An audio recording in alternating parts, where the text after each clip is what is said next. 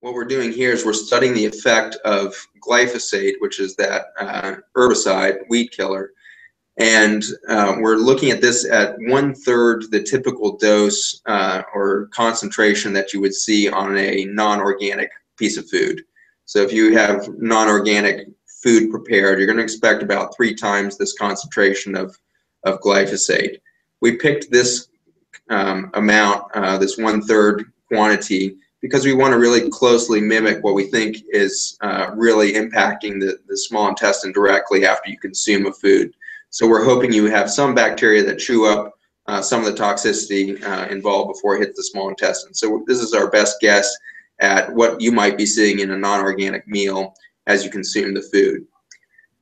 So up in the top left-hand corner, you're looking at a control membrane that's supposedly healthy. To the right, if you add Restore to that membrane and come back and measure the immunofluorescence of this green line, the green lines are highlighting the networks of these tight junctions that are zippering or velcroing each cell to the next. And in the Restore membrane, you're actually getting about a 30 to 40% increase in the expression of those tight junction proteins over the first 12 hours.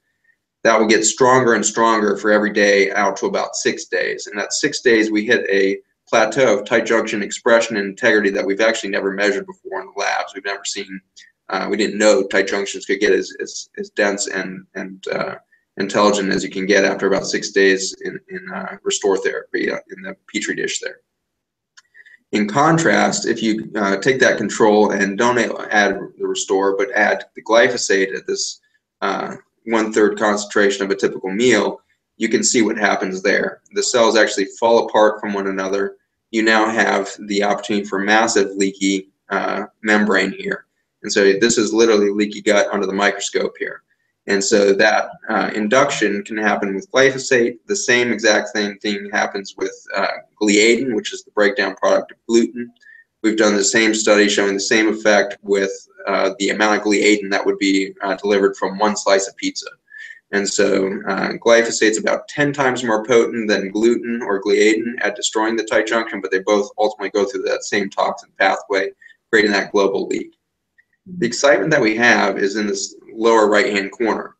And you can do this in 2 different ways, and we've done both these studies where you take a control membrane, give it Restore, and then add glyphosate, and you see complete protection of and promotion of strong tight junctions in that lower right frame. And similar, you can take that control membrane, give it the glyphosate, cause that tight junction injury, and then add Restore, and immediately support that tight junction restoration. And so that right bottom frame is an amazing reality that nature has been holding in its soil for 50 million years, the antidote to our most grim mistakes that we would make as humans. It's pretty eloquent. That's amazing. So just to recap this, so you exposed cells to glyphosate, you saw them break apart, you put Restore back on them, and they came together and healed up. They zipper right back up, and it's and so interesting. And then my understanding was then you exposed it to glyphosate again, and they did not break apart after the exposure to Restore. Is that true? Actually, those are 2 different experiments. So one, you watch and support the normal repair process that the body is capable of. Through the other mechanism, you watch the normal protection capacity that the body has if you add the Restore. Okay, great. So it both helps to restore the tight junctions and it helps to protect the body from the impact of glyphosate. So this is what is giving me so much hope, because I just know that no matter how hard I try as a mother, that my children are most likely still going to be exposed to glyphosate. I mean, once in a while they will eat, you know, chips at a birthday party, which are not organic. They might be non-GMO, but potatoes are allowed to have 5 parts per million of glyphosate on them. So inevitably there's going to be some glyphosate in those potato chips. And I can't be a freak about, you know, every single little bit of food every minute of the day. And not that I'm going to, you know, encourage them to eat it. In fact, now they pretty much won't eat it unless it's organic. But if it does happen and they are taking Restore, for me, that is, it brings me peace of mind that they will be somewhat protected, it sounds like. That's exactly right. I think that this is, in some ways our security blanket as we go out into a world. And at no point does this diminish the importance of our decisions as consumers, because, like I said earlier, we're blown away by the biology of this product. It's something we couldn't have dreamed up, and it's a remarkable gift. But ultimately, what we have to do is change the industry, and the consumer, not the legislature, is going to be the ones to change that industry. And so by every time you buy organic, not only are you decreasing the amount of glyphosate and other chemical residues, you're also telling the industry to change. And so, we're really doing this to change an industry as much as we are for health. And so, an incredible tool for sure, and I hope a mechanism for systemic change. And the way in which you might put that into play as a mom, or in my case as a dad, you're sending your kiddos out in the world. A teaspoon before kind of exiting the house is not a bad plan. Keeping a small bottle of Restore in the car before you go into a restaurant. The restaurant's going to be laced with a lot of stuff you wish wasn't in there. And so a teaspoon before the meals. If you've got a kiddo under the age of 2, half a teaspoon is usually totally adequate.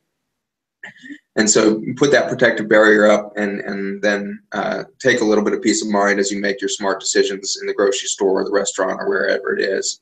And I think that's your simplest approach to usage of the compound. And speaking of where you can get it, we now have a store called our Health Solutions Store. Are you viewing that? Can you see it? Yeah, that looks great. So that's our Health Solutions Store, and we thank Restore, and we have another product called Active H2 for discounting your wholesale price, so that a huge portion of the proceeds can go to moms across America. And we are so happy about this because, we have what I see now as an obligation, or as a responsibility, to reach millions, if not billions of people to turn around this health crisis. And a lot of people are looking to moms across America to be the ones with the flyers and the materials and the videos and the campaigns to accomplish this. And frankly, we can't do it without money.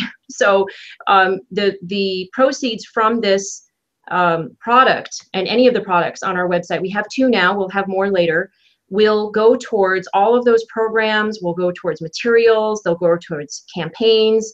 We'll be going to DC and speaking with senators. A lot of really great campaigns that our moms, and all of them volunteers, can join in and take action in. So we have now on momsacrossamerica.com, you can go to the Health Solutions Store. It's on the upper left-hand corner of the navigation bar right up here. And you can go to our store and purchase Restore in 3 different size bottles. We have the 32 ounce, which I recommend because my family of 5 goes through one 32 ounce bottle in about a month.